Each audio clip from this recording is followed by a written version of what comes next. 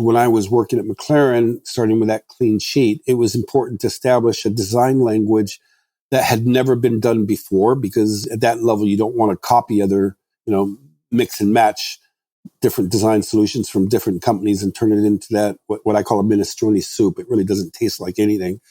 But if you can take the concept of nature, of why things are fast or developed to be fast in nature, what makes those designs fast, and you can apply that to a car design, then you must be doing something right. And I did that at McLaren by studying fast animals, fast birds, fast fish. They're all, I would call it shrink wrapped. In other words, there's no excessive material on these fast organisms. They're all basically honed to almost like an athletic looking body, where there is very little BMI. You can almost say body mass index or mass to them. So they're almost like hungry looking, in the sense that there's no superfluous surfaces. In other words, it's not rounded, it's sucked in. It's almost like what I call shrink wrapping. And that has given the McLarens that I've worked on for the last 10 years that distinctive, honed, very athletic, very light, very fast look to them, and very unique. I'm Srini Rao, and this is the Unmistakable Creative Podcast, where you get a window into the stories and insights of the most innovative and creative minds who started movements, built thriving businesses, written best-selling books, and created insanely interesting art. For more, check out our 500-episode archive at unmistakablecreative.com. Frank, welcome to the Unmistakable Creative. Thanks so much for taking the time to join us. My pleasure. Glad to be here. Yeah, it is my pleasure to have you here. So I came across your work by way of your publicist, who told me about the work that you did. And when I saw what you had done and the cars you had designed, I realized, oh, wow, those are the cars that every probably boy who ever thought about becoming rich has fantasized about since he was a little kid.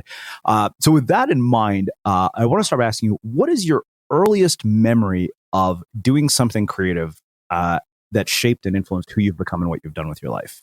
Wow. That's a... I thought I've been asked everything in my life, but that's the first time I've heard that one. The first thing I've ever done creative in my life? I think everything I've ever done is pretty much leaning towards having been creative from the very start. I can remember, if we want to look at the drawing side, that's all I ever did when I was a kid. I rarely went out. I spent every moment I could drawing. I grew up, I think, almost with, some people grow up with bikes or getting out and playing in the sandbox. I don't have any memories of that. I have memories of sitting at home, drawing on a piece of paper or copying something that I've seen in a magazine or something, or a comic book, and drawing. So I can't place that date, but I know that it basically is one of the first memories I ever have, is just sitting there with a pencil or a piece of paper and drawing. Obviously I was drawing something, but it probably was something like, I don't know, I grew up in Morocco, so it's probably a horse or a donkey or something, but definitely the creative side has always been the artistic side. In other words, drawing or doing something like that. Do you remember what sparked that interest, if anything, like where that even started? Well, everybody says it, or people typically have influences from their parents on whatever they end up doing or start taking a passion towards when they're growing up. My father wasn't much of an artist. My mother was pretty much more into the creative arts.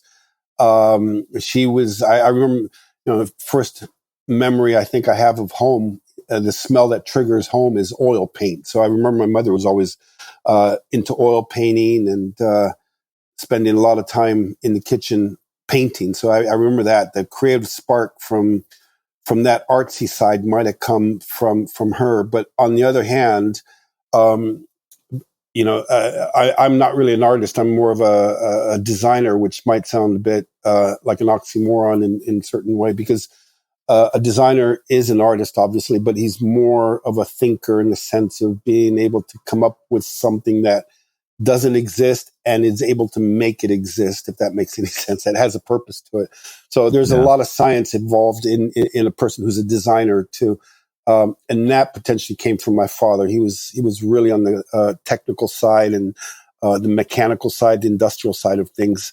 He wasn't much of an artist, and my mother wasn't much of a designer either. She would paint, but I think if you distill those two elements together, you'll probably come up with some similar traits in other designers that have that kind of influence when they're growing up. Did you have do you have siblings? And if so, did they end up on similar career paths? Yeah, I have a older brother, 2 years older, but we're chalk and cheese. He's not hands-on like me. He's much more of just completely on the other side of the spectrum from me. I'm completely into doing things with my hands and constructing things and getting my hands dirty pretty much. Whereas he was pretty much of he read a lot, he was into his research and things like that, a bit more into the book side of things. But I always just love getting my hands dirty in the sense of creating things, and using my hands to make things, and not to say I don't like reading, because I'm an absolute, as crazy as it gets when it comes to getting a magazine or a newspaper or some research information in front of me. I do that with a passion, but I love using my hands to create stuff. I can relate. One thing I wonder, having grown up in Morocco, here in America, particularly, in the last few years, one of the really unfortunate things that has started to happen to our education system is that arts education is being cut from budgets because of the, questionable value of it, which I think is completely insane. And I wonder, in a system like Morocco, what is the education system like, and how does a person like you fit in or stand out? I mean, does that kind of a system spit you out and, chew you up? Or do you actually thrive in a system like that? How does it differ from what we experience here? I think for me, it was a positive way of becoming what I am, because if you look at those kind of what we look back and say they're exotic upbringings, if people think of Morocco in the 60s as being about as exotic as it can get. But at the same time, and the education system obviously is important, but I don't think the education system really comes into play until your later years, when you start grasping the concept of education. In other words, we're educated as kids, going up when we start going to school, but that's basically just fun and learning basic things. That doesn't come across to you as something that you need when you're going to be older to apply it to. It's a different way. When you start getting into your teens and years where you're going to start thinking about what am I going to do for the rest of my life, then you start thinking of education as something that's going to benefit you, I guess, long term. I just happen to be wired, if that makes any sense, to do what I do. I don't think I could have really been, not that I could have been successful at something else, but I think what I'm optimally wired to do is to be what I am today. And I think a lot of that stems from curiosity. I've been incredibly curious about things throughout my whole life, since I was a kid. That's why I like reading. That's the similarity, I think, that I mentioned I have with my brother. But I just devour books. I devour information. And nowadays it's a lot easier, obviously, with the internet and things like that. But basically, I think if you're designers aren't really made, if that makes any sense, or you don't become a designer.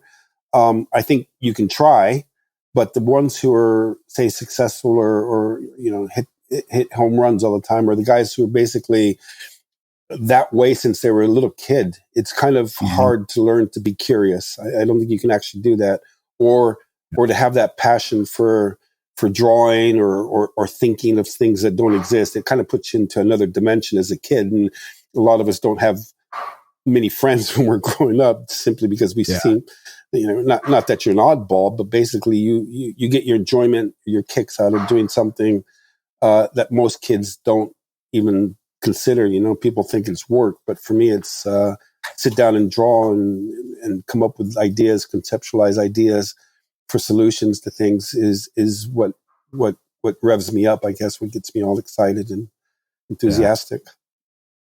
Well, it's funny because when I look at creative work, right, many people see writing in the same way, and I say, look, I don't see this as an obligation or an item on my to-do list. I see it as a privilege and something that I just look forward to in the morning. In fact, I would go insane if I didn't do it. Yeah, absolutely true. If I wasn't doing this, I'd probably be one of the extremely frustrated.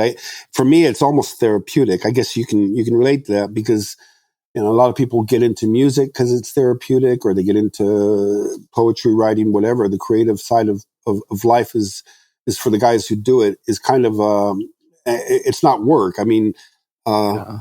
it's the only way you don't do a 9 to 5 job when you're in the creative profession. You basically live the lifestyle and enjoy it. I mean, there's frustrations along the whole way because sometimes you get it right and sometimes you don't. But ultimately, when you do get it right, it pays back all that effort.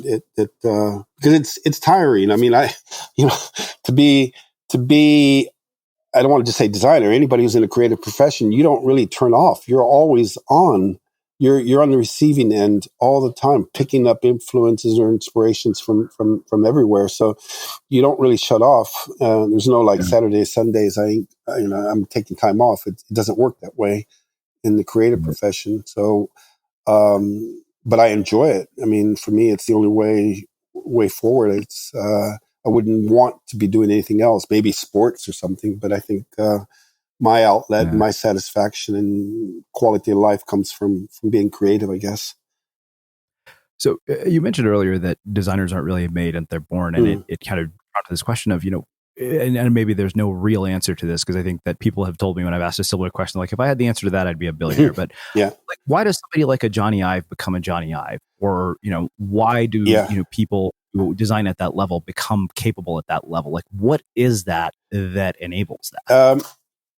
For one thing, luck doesn't exist. I have never, ever believed in luck. What I do believe in is being in the right place at the right time and taking advantage of that, which is basically the definition of being able to be lucky, I guess you could say, because luck is what you make. You see a situation or an opportunity, and you don't just sit back and hope something happens. You have to make it happen. So I've been brought up with this philosophy that nothing's going to be handed to you. If you want something, you have to go out and get it. And if you want to make a success out of it, you have to put in a lot more effort than the next guy. And that there's always somebody out there that's going to do a better job than you. So don't ever be, sitting back on your laurels thinking you're number one, because you're not. There's always somebody else out there. But with the case, like you mentioned about Jonathan Ives, basically I would say he's obviously got the talent to do what he's done. You don't get to that level there without having some kind of merit or value of being able to do that kind of job well. So, but then when the opportunity is there, he's been able to grasp it. He's been able to not just turn out a beautiful product, but look at what he's done, or what Apple has done, and with him involved, obviously, is look for a product that most people didn't even imagine or know or think they needed, but or wanted. But what he's done is he's come up with a solution for something that nobody's asked for, if that makes any sense. So a lot of people, if you ask them, what do you want or what do you need?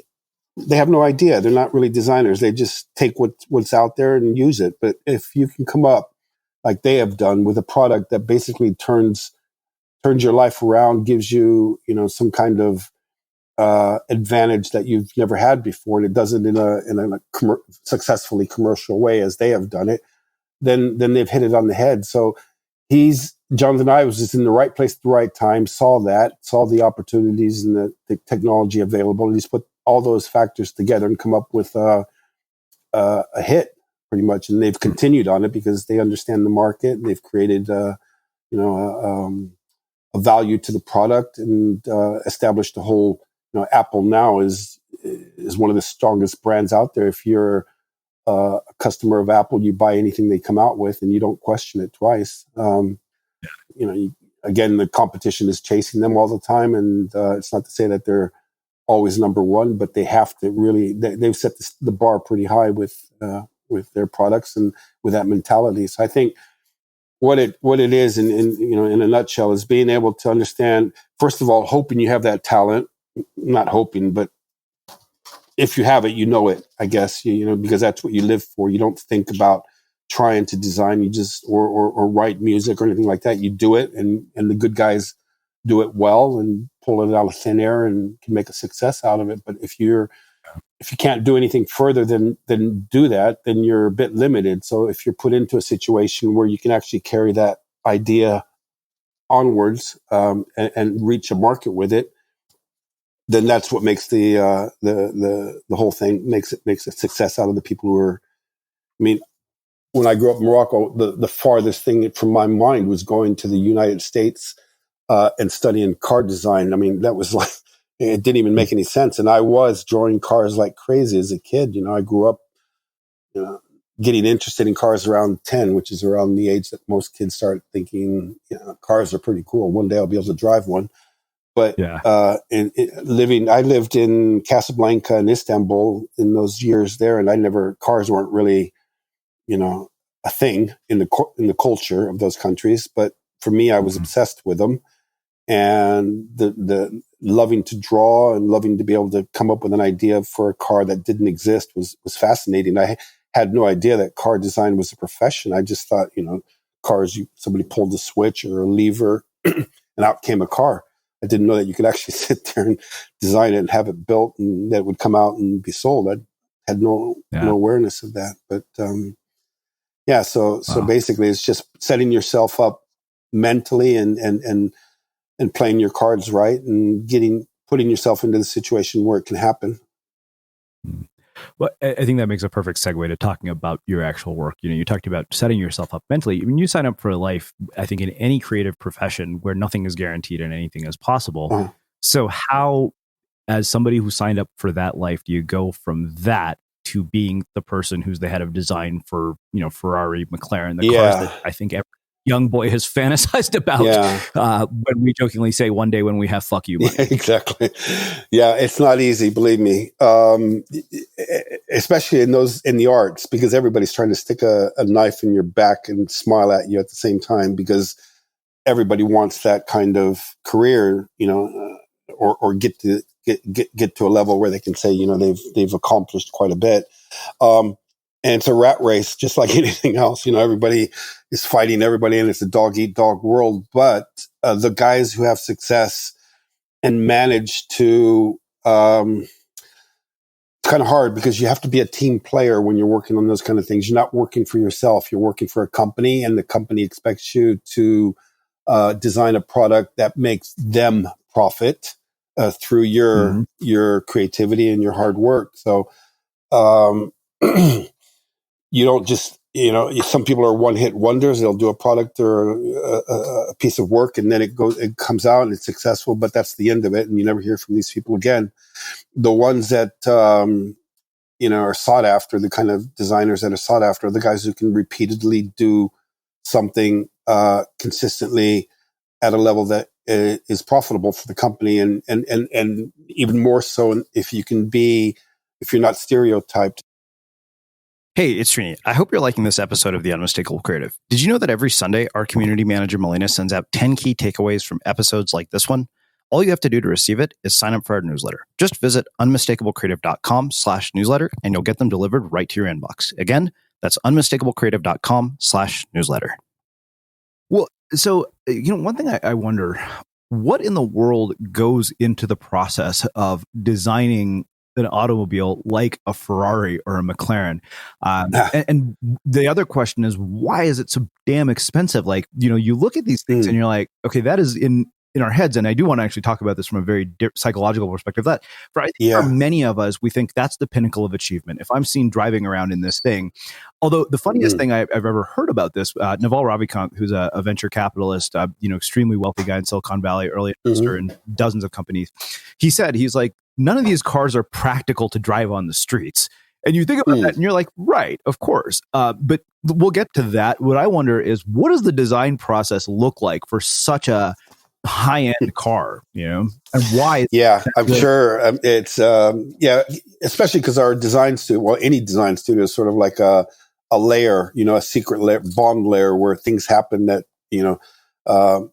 like magic potions are put together, and out comes this amazing product. And how does that actually work? Which and nobody's allowed inside the design studio, because it's the secrets of the company are being held for the next 3 or 4 or 5 years. So people are pretty curious all the time.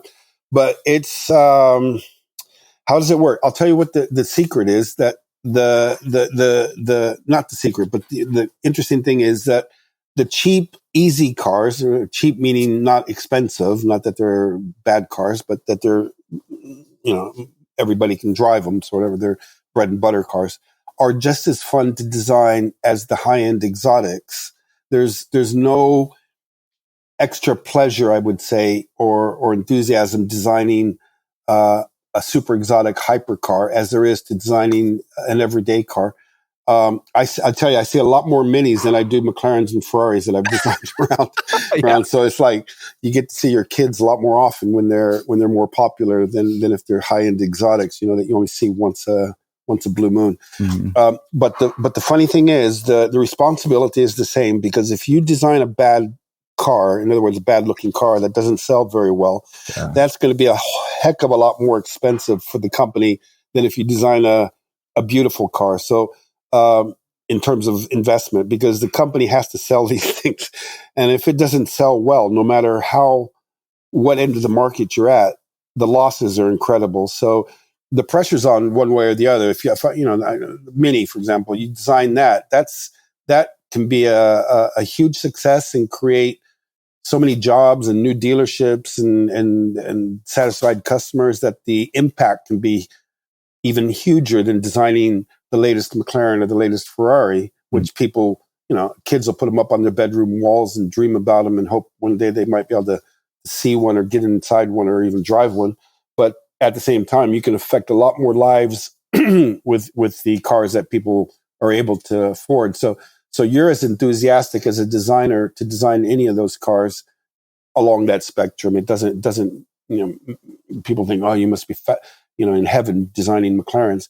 I was actually more in heaven designing McLarens than I was at Ferrari, because the fact when you're designing a Ferrari, it's been around for 70 years, more around, and you have to design a car that looks like a Ferrari. Whereas when I went to McLaren, the brief was open. They didn't really have a history of road cars. They were a racing car company, and to design a road car for a company like McLaren, okay, the cachet is pretty significant, impressive, but I had to create a look for a McLaren. There was no family feeling, no design language per se to base off, to use as a kicking or a starting block for the new McLaren design language. So that was fun, being able to create a McLaren the way you envisioned the McLaren to be.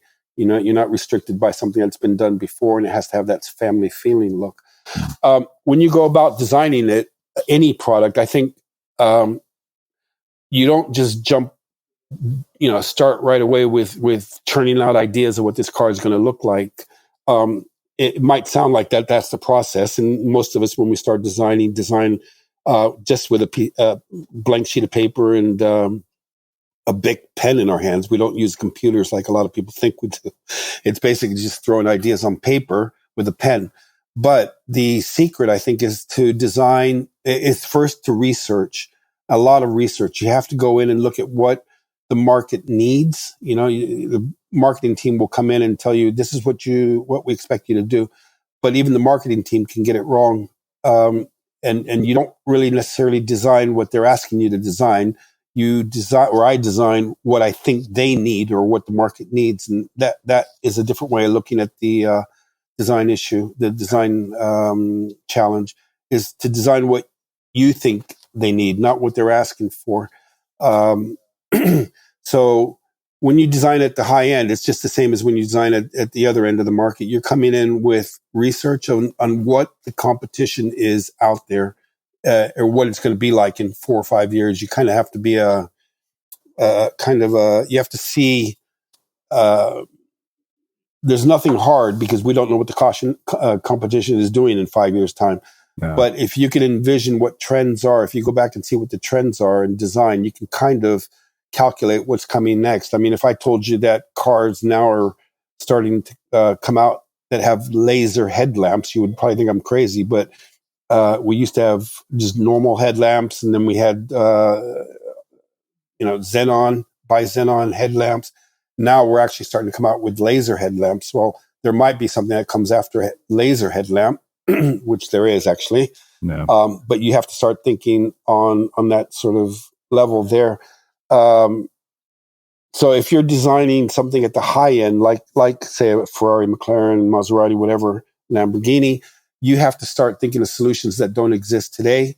And you have to try to work with an engineer who is about as crazy as the designer to make those things happen. Because what happens in the lower segments, in the high volume segments, is they don't want to take chances on new technology. They want to leave that to the guys at the high end to take the chances. And, it's a lot of investment to come up with new technology. But that technology at the high end will eventually trickle down. So you'll start getting high end materials costing less and becoming, normal things in the industry. But it's a challenge, because if you're going to design the next new Ferrari, you can't just design another car. It's got to add something to the market or bring an advantage to the market on something that doesn't exist at the moment. So you're working constantly on these ideas, these fantasy ideas, almost with a logical mind of a product that could work. Right? You don't know if it's going to work or how to make it work. But when you get the crazy designer working with a crazy engineer, that's when the sparks fly. That's when the impossible becomes possible. I've never really even taken that approach where this isn't going to work. It's just how to find a way to make it work. That negative approach that we've never done it before. It's going to be too expensive. We don't know how to do it. All that is just negative vibes that designers hate anyway. So we always try to hook up with engineers who are like-minded, I guess, as designers. They're looking for innovation and things that make the world move forward. Mm-hmm. I love that. So I guess to me, there are two things I wonder. So is the cost of these cars just based on the economics of supply and demand, just because of the fact that, I mean, the market for McLarens is limited to celebrities and billionaires? I'm guessing how many of them they sell. Not many. No, that's the thing. Nobody needs these cars at this end of the market. Ferrari, who needs that car? I mean, it's ridiculous. You can either buy a car, or you could buy a couple houses. So, nice houses at that. So nobody really needs those cars. Those cars are, and anything you design has to, for me to be successful, has to touch the emotional nerve of the customer, of the potential customer. In other words, it's rarely is it a practical decision nowadays. People expect quality. So if you buy something, you don't expect it to break down, or it won't sell over a long, period of time. People are just won't have any trust in the product. So pretty much anything that you buy these days has got a sort of inherent level of quality to it. So then the design question becomes, does it touch you emotionally? Does it touch your emotional nerve and make you want to buy it? And of course, there's subjectivity to design in terms of taste. There's good design and there's bad taste. Good design and bad design. There's a scientific side to that. But taste you can't account for. So when you're designing at the high end, you got to make sure that whatever you design has some element of emotionalism to it, such that the customer needs that product. In other words, he's maybe not expecting to buy it, but when he sees it, he's just got to have it. How many things, in everyday life that we think, we're not even thinking that we need it, but you're walking down the street, you look into a window, you see a product or a shirt or any element or product, and you say, I wasn't expecting to buy that, but I definitely want it now and I need it because I just love it, the look of it. So that's the kind of feeling you have to give to a product like a Ferrari or like a Maserati, where it becomes an emotional factor of emotional purchase element. So I don't know about you, but vacuuming is not one of those things that I ever look forward to doing. But as you know, your environment has a huge impact on your creativity. So I still like it to be clean wherever I'm living and working. But now it doesn't have to be something that you deal with. If you're like me and you grew up in the 80s, you probably fantasized about the day when cleaning your house would be like it was for the Jetsons, meaning you don't have to lift a finger. Well, the good news is that we're already kind of living in that future. And the easiest way to make sure your floors are clean every day is with the iRobot Roomba Robot Vacuum. It cleans up after itself. The Clean Base automatic dirt disposal takes convenience to a new level, automatically empties its own bin into an allergen lock bag that holds 60 days of debris and traps 99% of pollen, mold, and dust mites, so you can forget about vacuuming for months at a time. Let the Roomba clean for you instead. It learns your home, finds dirt, and empties itself on its own. It's got powerful cleaning performance made effortless. Remember, if it's not from iRobot, it's not a Roomba. To learn more, go to iRobot.com/unmistakable. It's funny you mentioned that this stuff, sort of trickles down to the lower market, because I have the new Mercedes A220, and it's literally Mercedes' lowest end car, and you sit inside of it and you're like, this looks breathtaking inside. Mm-hmm. But I realized that what they were doing was they were creating a line that was accessible to people who are buying Toyotas. And that to me was kind of mind-boggling, which was super cool. But one other thing you mentioned earlier is about resting on your laurels. So as somebody who has to basically take these iconic cars, how each time do you go about, doing a new one, avoid resting on your laurels? Like, how do you say, okay, how am I going to outdo what I just did? I mean, it's a McLaren or a Ferrari, for God's sakes. Like, simply, to outdo. Simply because the nature of a designer is that he is never satisfied. You can't be satisfied as a designer. I've never, true hand on heart, never fallen in love with anything I've ever designed. I almost have a hate relationship that I've had to stop designing it and hand it over to the engineers, because there's always one more idea that I've wanted to bring into the design, or one better modification that I've wanted to do. And at some point, because it's got to go into production, they force you to hang up your pencil and start something else, or just let them get on the engineering, get on with it. But I am constantly unsatisfied with anything I've ever designed. I tell you, if I had to redesign or get back on any project that I've ever designed, the result would be different from what's on the road today. I just have this constant desire to not finish, to make something better than what it is. And again, how do you do it? I don't know. I just, it's almost like the ideas within my head are just constant. I always feel there's a better way to do something, a more efficient way. When I say better, I don't just mean different. I mean, there's a better, either it's has a performance value to it, or it adds an aesthetic value, of course, to it. But there's always a better way to do something. That's how my mind works. And again, it's very frustrating because I'm never really satisfied with anything. Anything I look at in a restaurant, or when I go shopping, or anywhere, I'm always looking at something with a viewpoint that isn't as good as it could be. So, and of course, you get your inspiration from many different sources. I'm really, really obsessive about, it's a term called biomimicry, which is when you, designers get their inspiration from a lot of different sources. You can be inspired by architecture, furniture, fashion, whatever. I always go back to the true, most intelligent source. I think I would call it is nature. And that is for me a wealth of knowledge, a wealth of inspiration that it's unbeatable. In nature, it's rare to find something that's not beautiful.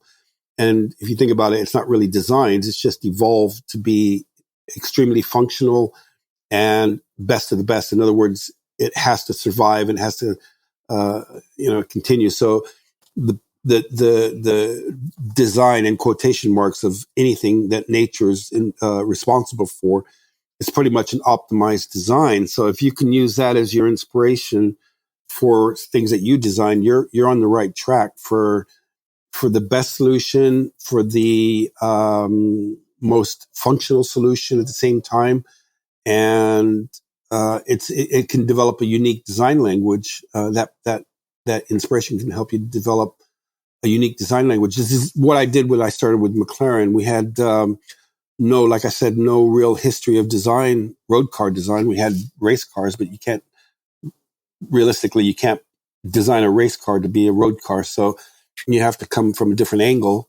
And when I was working at McLaren, starting with that clean sheet, it was important to establish a design language that had never been done before, because at that level, you don't want to copy other, mix and match different design solutions from different companies and turn it into that, what I call a minestrone soup. It really doesn't taste like anything.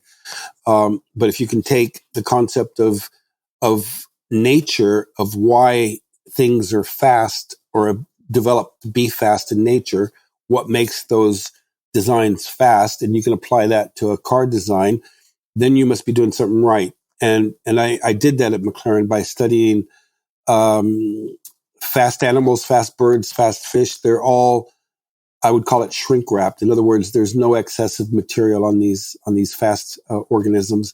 They're all basically honed to almost like an athletic looking body where there is very little BMI, you could almost say body mass index or mass to them.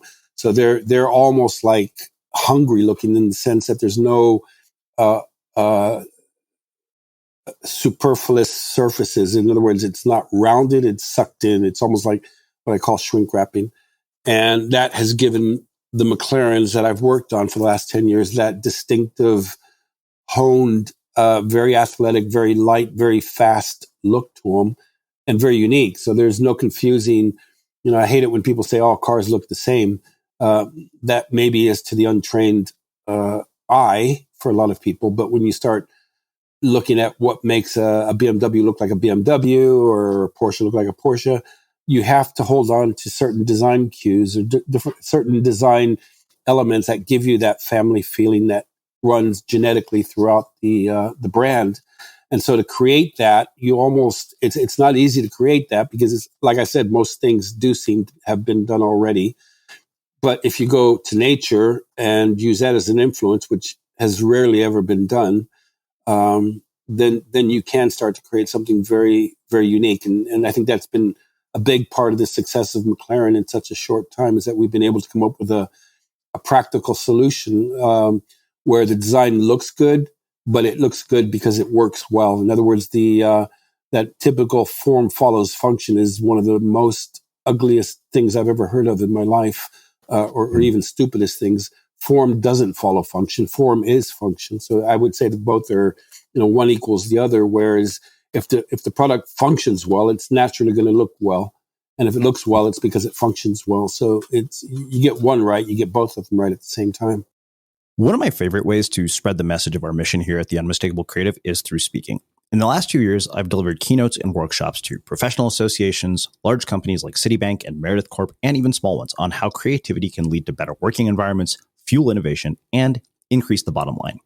So if you think I'd be a fit for your upcoming event and want to learn more, visit speaking.unmistakablecreative.com and get in touch. Again, that's speaking.unmistakablecreative.com.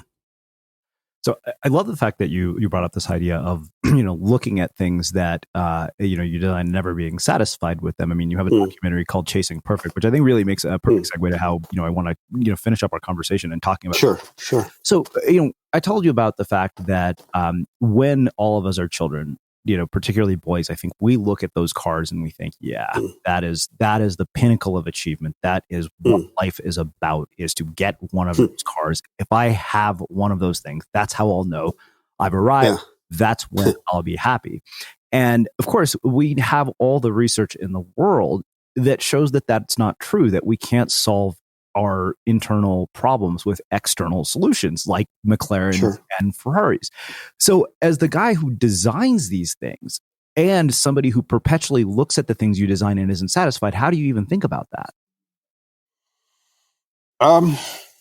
Well, what we're doing is we're capturing a moment in time, and we're capturing a moment in society of what society wants at that moment. I mean, if I was to design a car, the way I envision a car would look like for 2070, I guarantee you it'd be a flop because nobody is living in that day and age currently. And it probably wouldn't adhere to the technology that we have today in terms of what we need. And in the same way, if you look back, just backtrack, if a car today was offered back in 1910, it would scare the pants off of people, and they would probably refuse to buy it. You have to design for the age you're living and in the society that you're living, because different markets have different needs or desires. And you're designing a car for Africa, you wouldn't design something that's super luxurious, and there aren't the roads there to support that kind of network. You have to design what's practical for the times you're living in.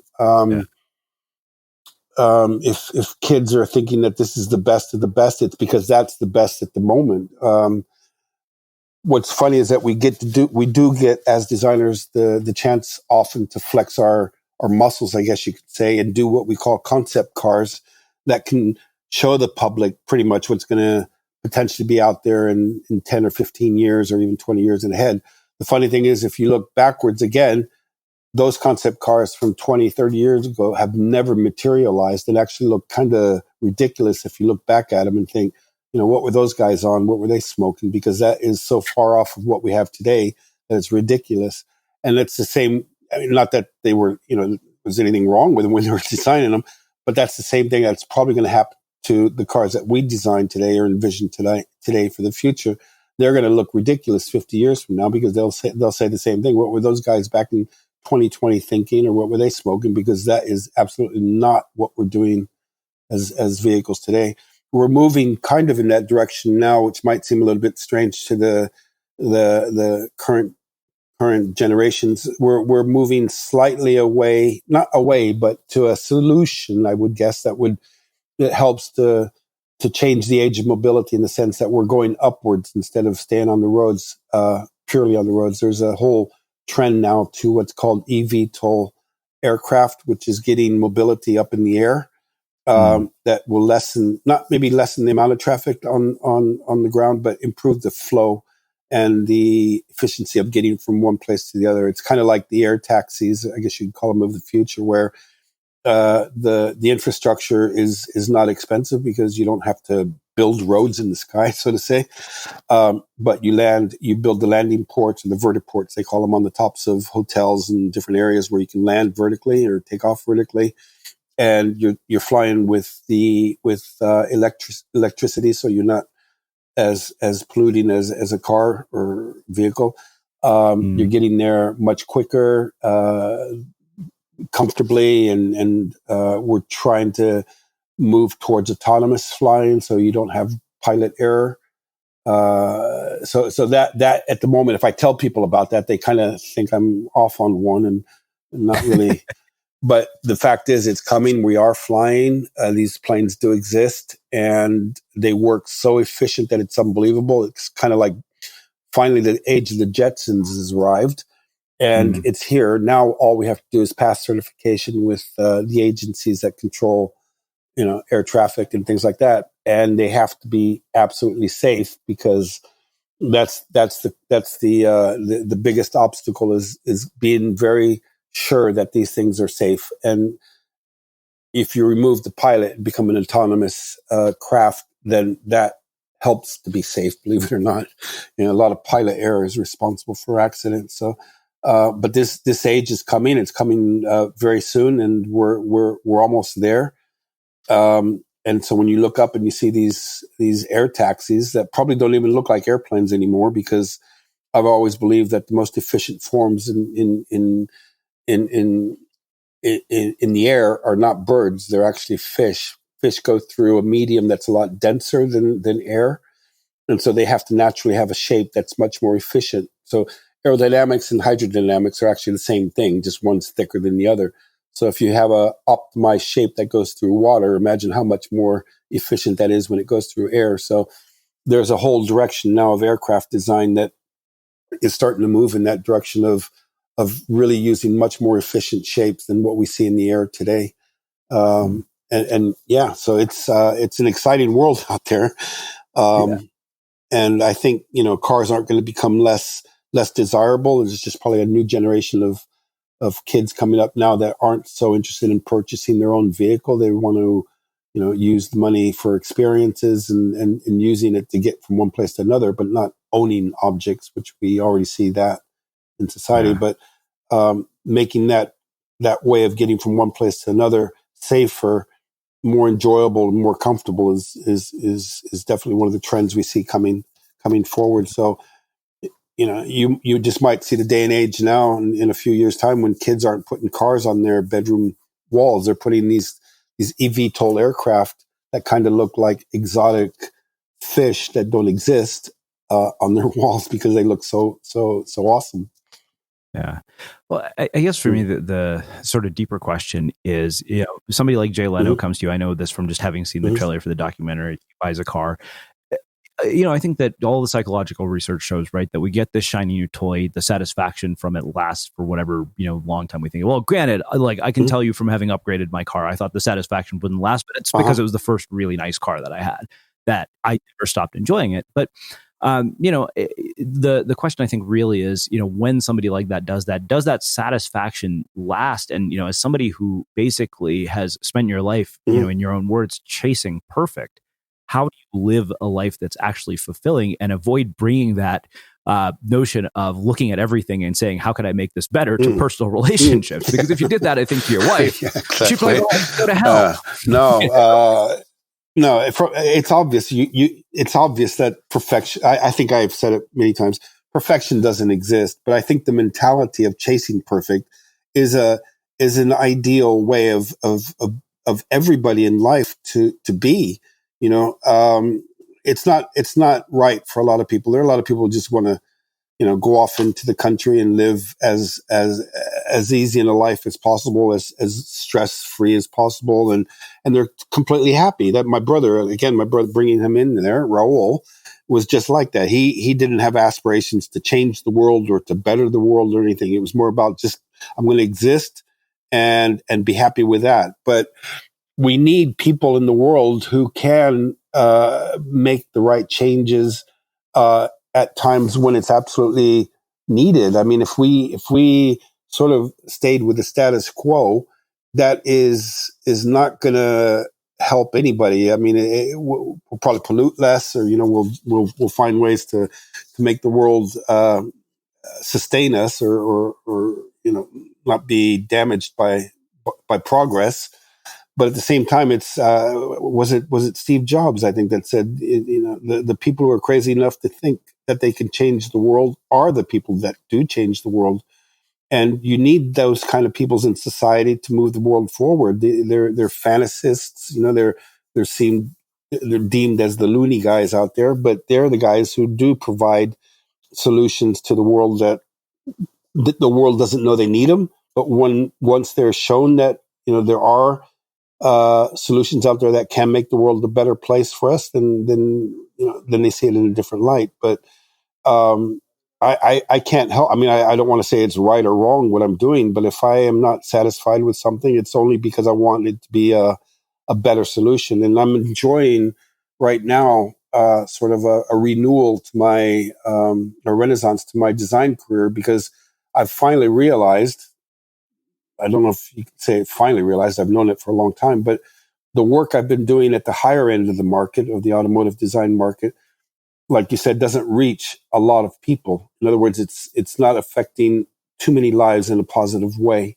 And I've reached that point now where I think I've still got a good 15, 20 years of design, I hope, left in me.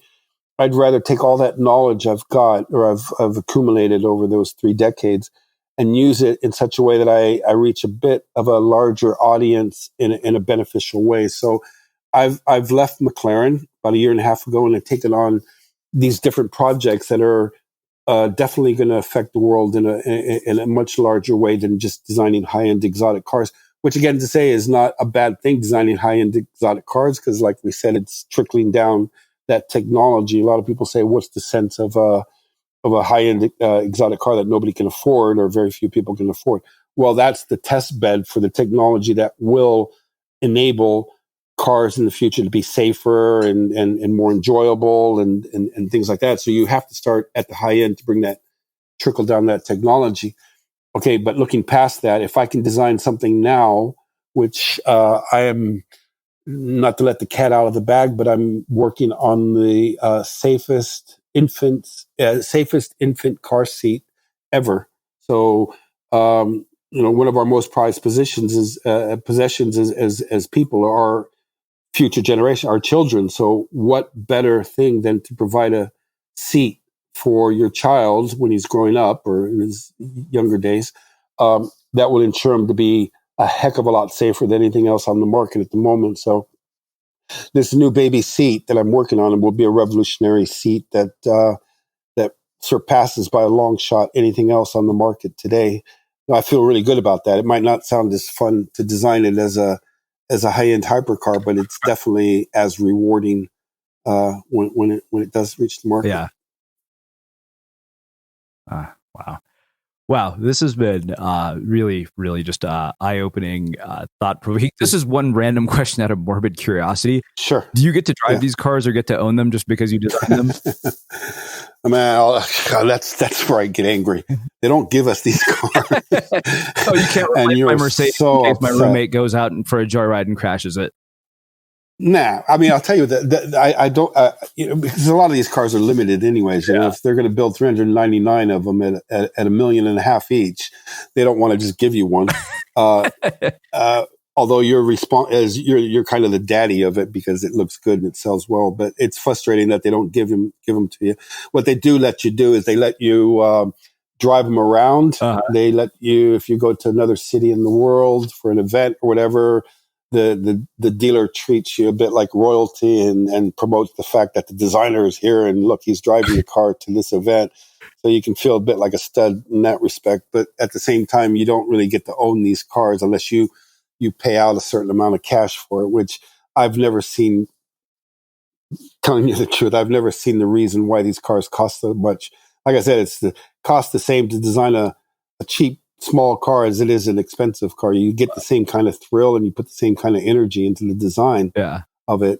But at the same time, it is also when you get to these cars like McLarens and the Ferraris, the performance levels of these cars are so high that a normal guy is never going to know where the limit is to drive them at that limit. So I do get the thrill of being able to go to a test track and having an incredible test driver nail it and show me what the car can actually do, you know, and for me, that's a huge thrill. I wouldn't want to drive like that every day of the week, but once in a while to get to feel the limits of a highly super hyper exotic car is kind of fun to get that opportunity. Wow. I've never owned a single car that I've ever designed. So but there's always, I guess they always say the next one, maybe, you know, the next one's going to be the best one. And hopefully maybe I'll own it. I'm more into bikes than I am into cars, by the way. Oh, wow. So, well, hey, you know, if you're ever in Denver, let us know. We'll come hang out with McLaren Denver dealer. Yeah, we'll take a trip to the McLaren or the Ferrari dealer and we'll see what we can do for the weekend.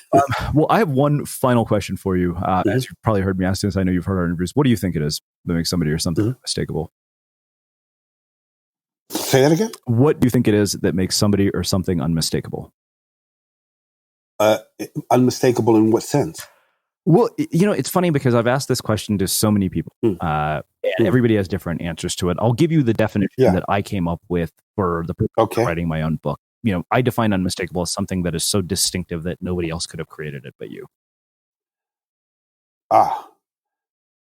Unique? Yeah. You mean, what makes somebody... Well, definitely, I mean, nobody can design it's almost... Again, going back to that wiring concept, we're all wired differently. You know, it just takes a couple different neurons to fire to make something unique on one person's radar, I guess. We all have our tastes, and we all have, you know, our ways of being projecting our taste to the world, or what we like and not like. But my upbringing definitely influences my identity, I guess you could say. I mean, like I said, I grew up in Morocco and these countries, so you can't expect somebody with that kind of upbringing to have the same design tastes or outlook on life as somebody who was brought up in a small town in the middle of, you know, Oklahoma or somewhere. There is influences in your life that do guide you and form you as you grow up. I have a very unbiased, unrestricted view on cultures of the world and on people of the world.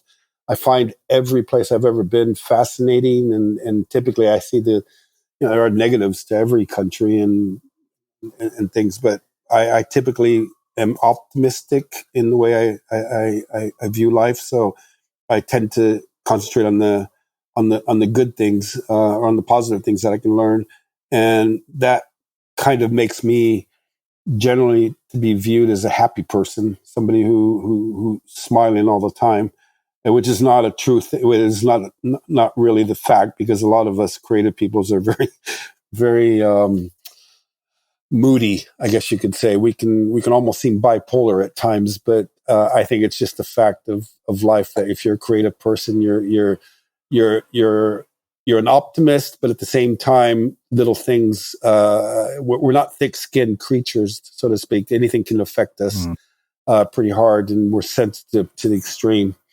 especially if you're a Libra.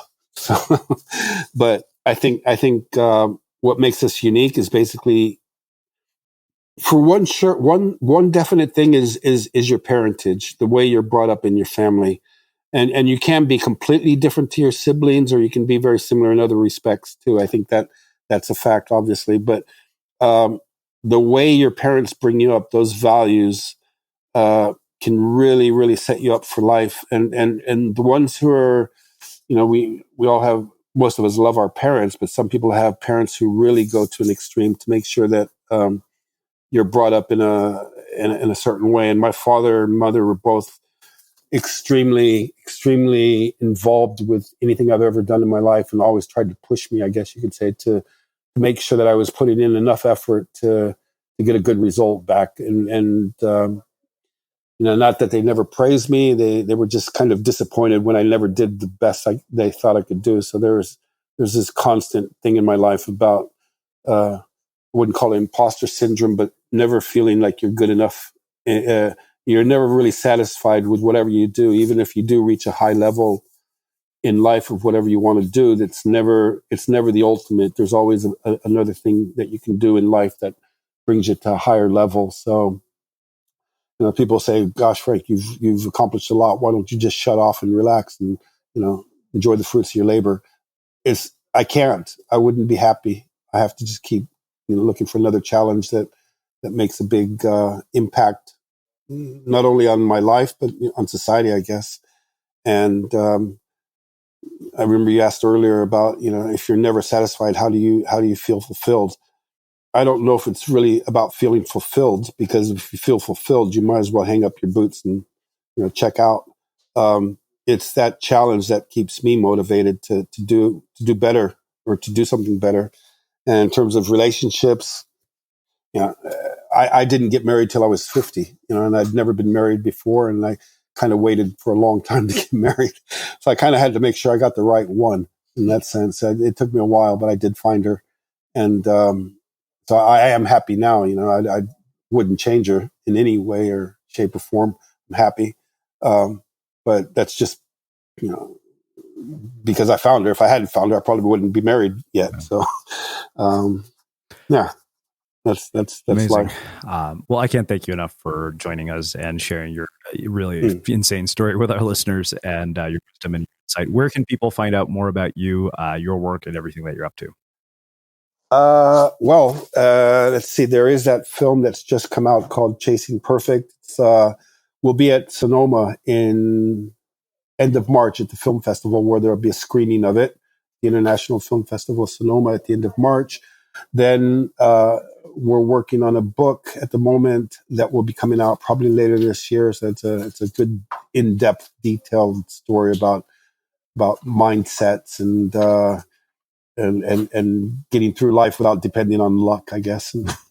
And the other thing, obviously, is the website. There's a www.frankstephenson.com, and that's about the best way to do it. Chasing Perfect is going on the Motor Trend channel, so it'll be downloadable through that site there. I'm boiling on the boil, as they say. Amazing. And for everybody listening, we will wrap the show with that.